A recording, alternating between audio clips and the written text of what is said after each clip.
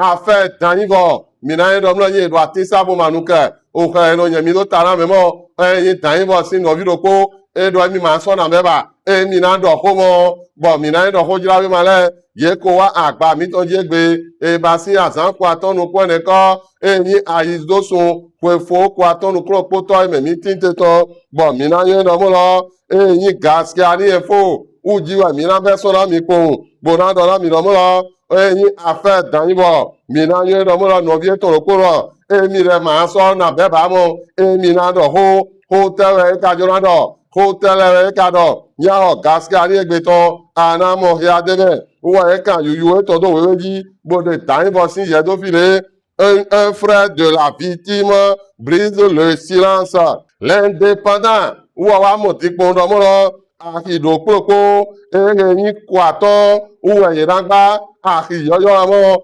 ejeke ojere de memite do otola vi do kpokpo konu kweneme bo ete tuwe anamohiato l'indépendant me bo le télégramme egbeto uwe wa didona mi kpondo molo o candidat zana isingo no eto jijo to eyin wo kpolo gankpa me si mere ko anayo edomolo yo de pachera ganwele yedomolo no e ba parapero nlọ ma sọgbe wẹ anamọnu jẹgo anahọ le télégramme egbeto gbona mọ kíá dẹmẹ l'investigateur wọ wa mọ kpọndọmọlọ òtọgbe yedi wọ kple mẹlẹ tawẹ mọ tó wẹtẹnu tó òsèdè wáyé mẹ tó lóko sàdọ nyàrá nyọnu jẹgo anahọ l'investigateur egbeto la nouvelle tribune wọ wa nọ tribune tọjú pọ bó wa dọ̀nà mi dọ̀mọlọ eyin internet rẹ réseaux sociaux rẹ yẹlẹ wa tó lele mi tọ ẹ̀ka mi tọ lẹ wúlúmọ na wẹ́ tó wúlúbọ̀ anamoto hojira wẹ́ ma lọ bẹ́ẹ̀ bẹ́ẹ̀ni intelligent wọ́n wa mọ̀ tìrọ̀ mọ́ géèdù àhọ́lù tó bẹ́ẹ̀ni tó mẹ́ mọ́ bọ̀ àmàsí gbégbé rẹ àmàsí dé tìbà rẹ àmúrọ̀ gánwó tó àná pé nùkúrò tó ṣẹ́jẹ́ yóò ẹ̀dùn ẹni náà lè fẹ́ gbòòrò ànú mọ́ kan tó lẹ́ kókó wáta wọ́n kà fẹ́fẹ́ tó tó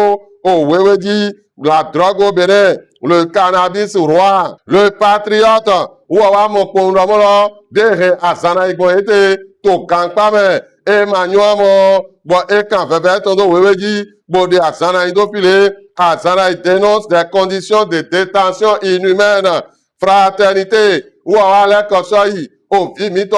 et Baïtek, pour une seule péladi, bon, à la mort, to Kanwe Koji, au vide au clopo Kanwe à Ojaji, ou à des tâtonnements, bon, mi tondo fiere, bon, mi tosofre, matin libre, ou à Moromola, au Bénin, au Kodo, Washington, Kodira, Yéna, si à l'Odopa, Bodo, Wanudopa, bon, le Béninois libéré, ou à Moroï, Yokpa, ou ton Nungu Bayi, mais on doit d'autres temps, mais ouais, Bodo, Gwawa, Yoji, ou à l'Otogbe Yedi, Nueva Yete Mayon, bon, Bete Kovi, et Gwawa, Yoji, Togbe Yedi, Med, Kovi recadre, Yana Monoko Diago, oh, le Béninois, libéré, Egbeton, matinal, ou à Douaura, Fono Egbekon,